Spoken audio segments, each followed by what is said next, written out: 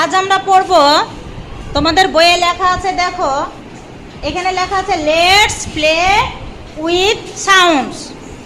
অর্থাৎ আমরা কি করব, এখন শব্দ নিয়ে খেলা করব। তোমরা কি শব্দ নিয়ে খেলা করতে চাও? ধ্বনি নিয়ে খেলা করতে চাও?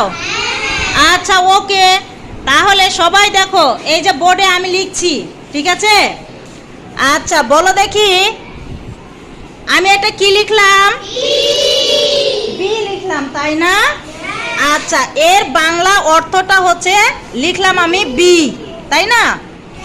এর বাংলা অর্থটা লিখলাম বি। এরপর চলে আসো বি। তাহলে বীর বাংলা অর্থটা কি আসছে? ব। গুড। বিয়ের বাংলা অর্থটা কি আসছে? ব। বুঝতে পেরেছো তোমরা?